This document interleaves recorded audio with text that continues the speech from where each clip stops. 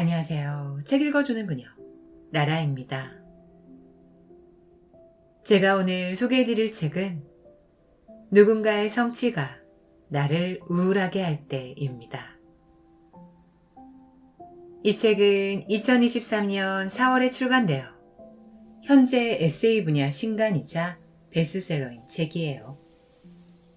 출판사는 서스테인, 저자는 유아라님입니다. 이 책은 대학 내일 연재 후 수많은 독자들의 공감을 불러일으키며 필사하기 좋은 칼럼으로도 끊임없이 회자되는 저자의 첫 에세이입니다. 우리는 살아가면서 SNS를 보다가 나보다 더 멋있고 화려한 삶을 사는 것 같은 사람들을 볼 때면 나랑 상관없는 사람인데도 괜히 주눅이 들고 이상한 열등감을 느끼기도 합니다. 그런 우리에게 저자는 말합니다. 남의 하이라이트와 나의 비하인드를 비교하지 말라고. 우리를 괴롭히는 허상의 열등감에서 벗어나는 방법은 그냥 나 자체로 특별하다고 생각하며 그걸로 그만이라고. 특별하다는 건 제로섬 게임이 아니니까 남이 나보다 열심히 산다는 사실 때문에 내가 갑자기 보잘것없는 사람이 되는 건 아니기 때문입니다. 이 책은 반복되는 감정의 굴레, 나를 괴롭히는 허상의 열등감과 남들보다 예민한 사람들을 위해 마음을 대변해주는 따뜻한 에세이예요. 저는 이 책을 보면서 힘들게만 느껴졌던 저 자신의 내향성을 좀 더 솔직하게 바라보고 사랑할 수 있는 여유를 배울 수 있었어요. 저자의 솔직한 글을 통해 이런 생각을 하며 살아가는 사람이 나 혼자가 아니라는 안도감이 포근한 안정감을 주는 멋진 책이에요. 그럼 저와 함께 한없이 작아진 나를 달래줄 다정하고 포근한 이야기를 만나시러 책 속으로 들어가 보실게요.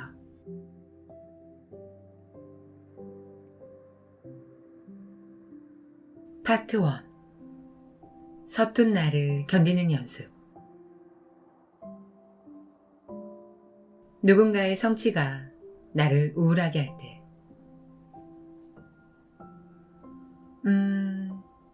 되게 열심히 사네. 인스타나 블로그를 보다가 이런 생각이 드는 계정을 발견하며 괜히 그들의 나이를 찾아본다. 나보다 언니일 때는 안심하고 어리거나 동갑일 때는 그 페이지를 얼른 닫아버린다. 내 열등감을 그 사람들이 알아차리기라도 할까봐 잽싸게. 나보다 어린 혹은 동갑인 사람들의 성취는 나를 우울하게 한다. 이런 감정이 들 때마다 나도 내가 이해되지 않는다. 이 사람이 너보다 어리면 뭐. 얼굴도 이름도 방금 알게 돼. 너랑은 아무런 상관도 없는 사람에게 왜 열등감을 느껴? 왜 그 사람이 너의 우울의 원천이 되는 거야? 나도 모르겠다. 왜 이런 허상의 열등감을 느끼는지 굳이 이유를 생각해 보자면 나는 내가 아주 특별하고 재능 있는 사람이라고 생각해서 언젠가 갑자기 성공할 것 같았고 주변인에게 너 진짜 멋있다라는 소리를 밥 먹듯 듣고 그러다가 나중에는 유퀴즈에 나오기도 하는 걔 그렇게 성공했대 걔가 될 거라는 사실을 한 번도 의심하지 않았기 때문일까. 그런데 그런 사람들을 보면 결국 내가 아무것도 아닌 평범한 사람이라는 현실을 깨닫게 되니까 괜한 열등감을 느끼는 것 같다. 이 세상의 주인공은 나인 줄 알았는데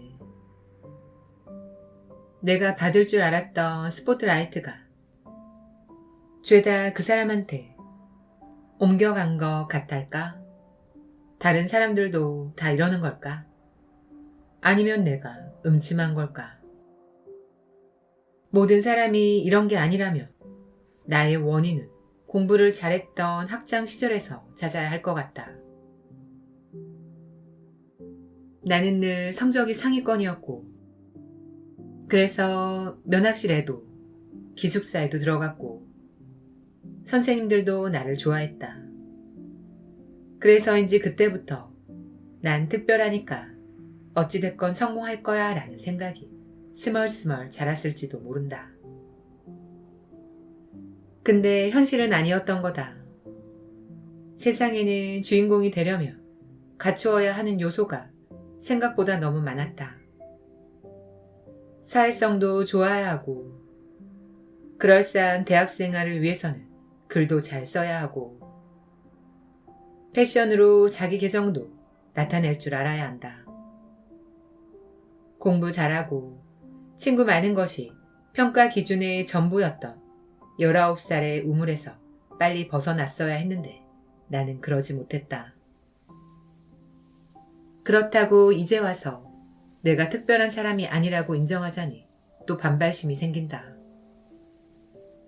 왜 내가 나를 평범한 사람으로 정의해야 해? 하고. 그래서 내 정체성에 대해 계속 고민했다. 나를 특별한 사람으로 정의하고 허상의 열등감을 계속 느낄 것인지, 아니면 그냥 평범한 사람으로 정의하고 열등감을 긍정적인 자극으로 바꿀 것인지. 답은 정말 뻔하고 간단했다. 남과의 비교라는 전제 조건을 빼면 되는 것이었으니까. 그냥 나 자체로 특별하다고 생각하며 그걸로 그만. 특별하다는 건 제로섬 게임이 아니니까. 남이 나보다 열심히 산다는 사실 때문에 내가 갑자기 보잘것없는 사람이 되는 건 아니다. 내가 그 사람과 운명의 한자리를 두고 경쟁하는 것도 아니고, 하고 싶은 것도 다 다를 텐데 뭐하러 비교했을까? 의미 없이. 어차피 세상에서 제일 열심히 사는 사람은 될 수 없다. 앞으로도 열심히 사는 사람을 수없이 만나게 될 텐데, 그때마다 이렇게 땅굴을 파고 들어갈 수는 없는 노릇이다. 나는 그냥 나대로 최선을 다하며 살면 된다. 매일같이 밤을 새는 후배에게 열등감을 느끼지 말자. 어차피 나는 밤도 못 새는 체질이고, 차라리 안 먹고 안 쉬고 일을 일찍 끝내버리는 타입이니까. 좋은 직장에 취업한 동기에게 열등감을 느끼지 말자. 애초에 걔랑 나는 하고 싶은 일이 다른걸. 비교하지 말고 나는 나대로 살면 돼 같은 진부한 말을 새삼스레 가슴으로 깨닫게 되는 날들이 있다. 오늘처럼 이런 말을 하나둘씩 취하하며 내가 한층 성장했다는 생각을 할 때면 어른들이 왜 그토록 뻔한 말을 조언이랍시고 하는지 조금은 알 것도 같다. 나만 해도 이 뻔한 말을 에세이라며 쓰고 있으니까.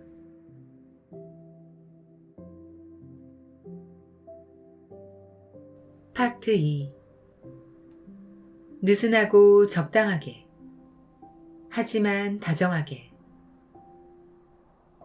내향인의 관계 맺기.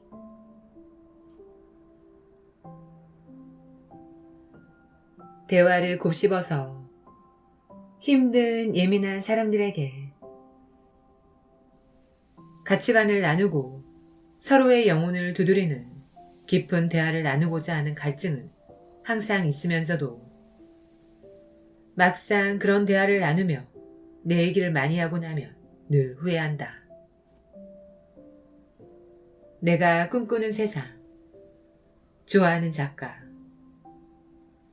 마음속에 깊이 간직하고 있는 문장 등 누군가에게 떠들고 싶어 안달복달했던 것들에 대해 신나게 말해놓고는 항상 후회한다.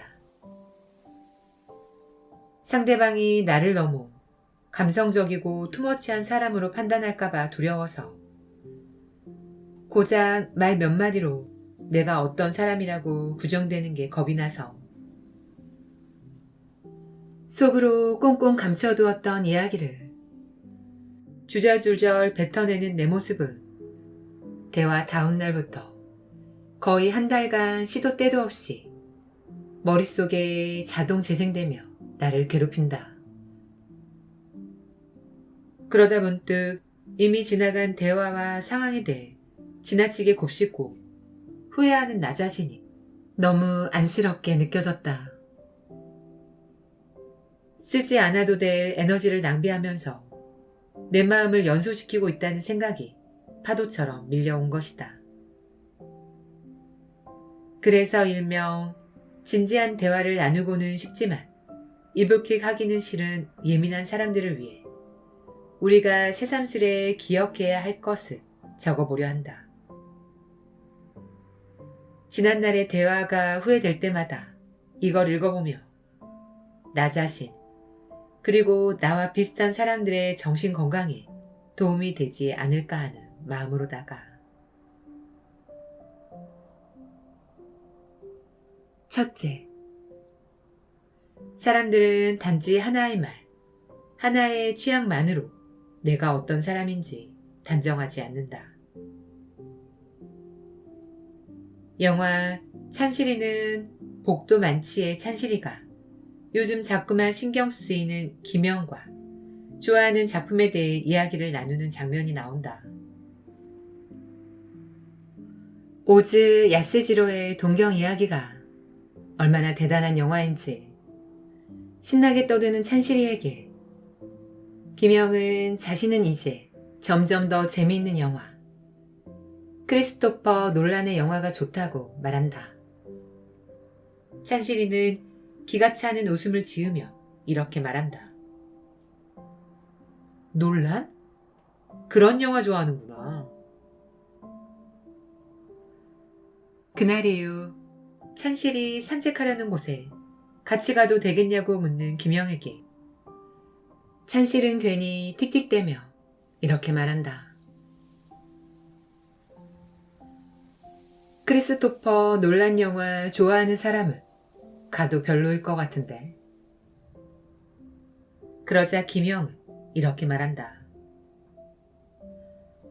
그건 제 취향이에요. 왜 영화 하나를 가지고 사람을 그렇게 판단하세요? 누군가가 나를 어떤 사람이라고 판단하는 것이 무서워 애써 취향을 감춰왔던 내게 깊이 박히는 말이었다. 지극히 당연한 말인데도 까맣게 잊고 있었다. 내가 쓰고 뱉은 한 줄의 말이 나의 모든 것을 대변할 것이고 그것 때문에 사람들이 멀어질 것이라는 두려움에 사로잡혀 있던 것이다. 취향은 취향일 뿐, 의견은 의견일 뿐이다. 사람에게는 수십 개의 자아가 있고 한 사람이 가지고 있는 세계는 넓고도 넓다. 좋아하는 영화가, 책이, 특정 사건에 대한 의견이 그 사람의 전부를 대변하지는 않는다. 누군가 인생 영화가 7번 방의 선물이라고 하더라도 그 사람의 감성이 가벼울 것이라고 감히 짐작할 수 없다는 얘기다. 단지 인생 영화 하나가 그 사람이 살아온 인생이 어땠는지를 비춰주는 게 아니니까. 술김에 뱉은 한마디가 그 사람의 모든 면을 대변하지는 않는다. 취향이 안 맞는다고 친구가 될 수 없는 것은 아니다. 의견이 다르다고 나와 그 사람의 모든 게 안 맞는 건 아니다. 적어놓고 보면 너무나 당연한 말들이다. 다시 말해 한 번의 대화로 상대가 나를 판단할 것이라는 두려움은 말끔히 버려도 좋다. 둘째, 말하지 않는다면 나를 싫어할 사람은 없겠지만 좋아할 사람도 없다. 무색무취의 사람이 될 뿐이다. 내가 애니메이션을 좋아한다고 말하면 누군가는 오타쿠라고 싫어하겠지만 애니메이션을 좋아하는 친구와 더 깊은 교감을 나누며 즐거운 대화를 할 수 있다. 반대로 굳이 애니메이션을 좋아한다는 걸 꽁꽁 숨긴다면 날 오타쿠라고 싫어할 사람은 없겠지만 같은 취미를 공유하는 사람과 깊은 유대를 쌓을 기회도 없어진다. 숫자로 설명해보면 이렇다. 적극적으로 나를 드러냈을 때 싫어하는 사람 -1, 좋아하는 사람 +1은 0. 평가가 두려워 나를 꽁꽁 숨겼을 때 싫어하는 사람 0, 좋아하는 사람 0, 결론은 0. 어차피 똑같이 0일 바에는 작은 울림이라도 일으켜보는 게 낫지 않나. 적어도 첫 번째 상황에서는 내가 어떤 사람인지 확실하게 표현하고 그 애니 좋아하는 사람이라고 각인시킬 수 있으니 말이다. 하지만 두 번째 상황에서는 아무도 내게 관심을 갖지 않는다. 특정 키워드로 정리되지 않는 누구였더라 하는 그저 무색무취의 흐릿흐릿한 사람이 되는 거다. 모든 인간은 기본적으로 관종이라고 생각하는 바, 우리 모두 존재감 없는 사람이 되기는 싫지 않은가? 나를 꽁꽁 숨겨서 내가 얻는 건 없다. 존재감 없는 사람만 될 뿐이다. 최근 급속도로 친해진 두 명의 친구의 공통점이 바로 이것이었다. 자기 자신을 드러내는 것에 거리낌이 없다. 내가 빨리 마음을 열 수 있었던 이유가 바로 그 친구들의 당당함이었다. 자신의 가치관, 취향, 깊은 얘기를 거리낌 없이 해주는 당당함. 그 당당함 덕에 이 친구와 내가 성격이 잘 맞는다는 것을 알 수 있었고, 나도 덩달아 편하게 마음을 드러내고 교감할 수 있었다.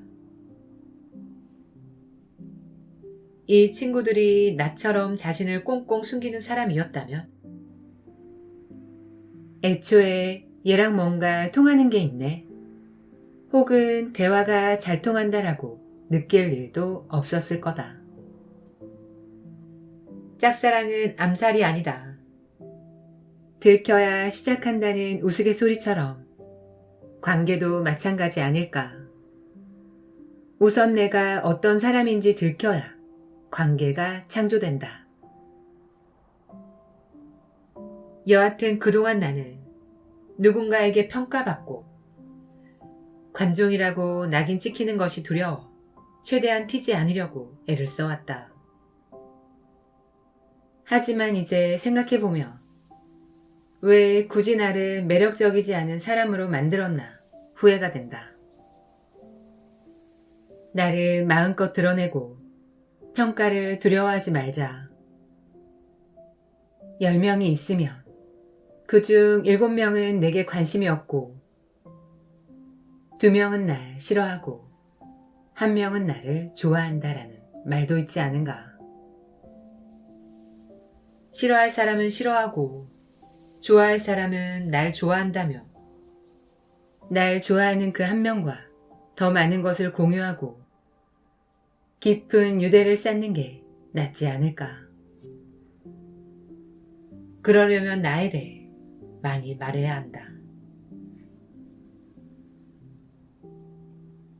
셋째, 대화에 정답은 없다.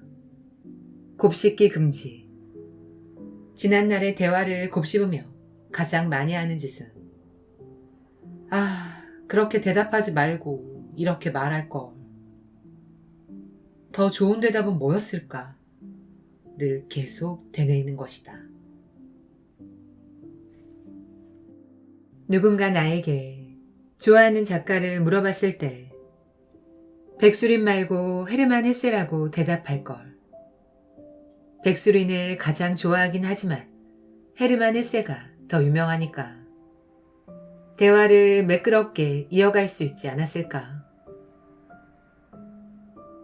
뚝딱거리지 말고 그때 왜 저희를 버리고 먼저 가셨어요? 라고 친근하게 장난이라도 쳐볼 걸. 그랬다면 오히려 더 깔깔깔 웃고 편하게 스몰 토크를 할 수 있었을 텐데 왜 그때는 이 생각을 못했지? 나를 가장 매력적인 사람으로 보이게 할 수 있는 단 하나의 이상적인 답이 있다고 생각해온 것이다. 그런데 정말 내가 백수린 작가 말고 헤르만 헤세라고 대답했다고 나에 대한 이미지나 평가가 크게 달라졌을까? 고작 그거 하나 가지고 지나간 말과 행동에 대해서 정답을 찾는 일이 얼마나 미련한 것인지. 글을 쓰며 다시 한번 느끼고 있다. 지금 고민한다 해도 그때의 내 대답을 고칠 수는 없으니까.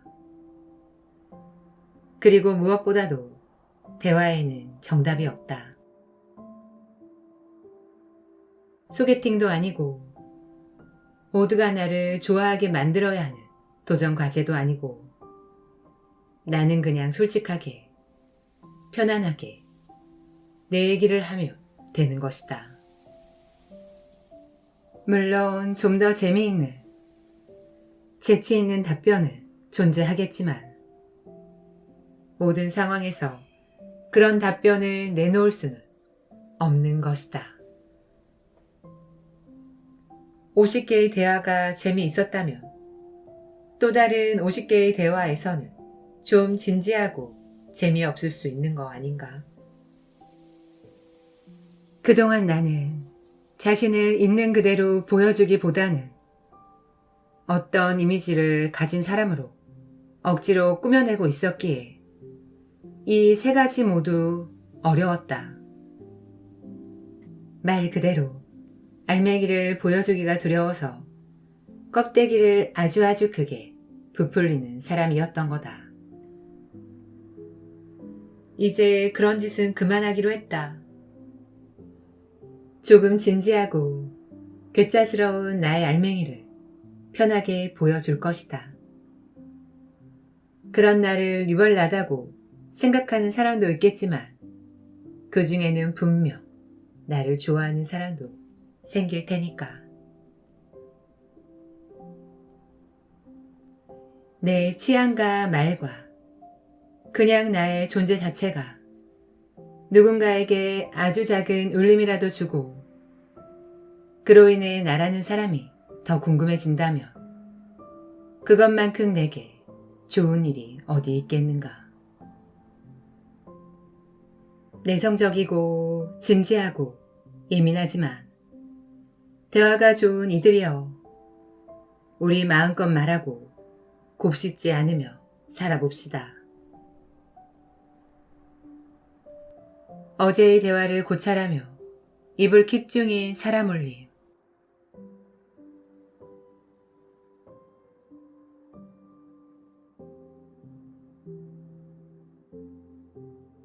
지금까지 책 읽어주는 그녀 나라였습니다. 오늘도 끝까지 들어주셔서 감사드려요. 우리 구독자님들, 5월인데 날씨가 너무 더웠어요.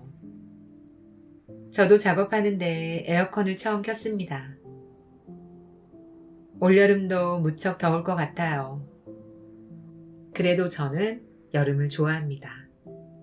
우리 구독자님들도 좋아하시는지 궁금해지네요. 저는 여기서 항상 여러분을 응원합니다. 아시죠? 사랑합니다.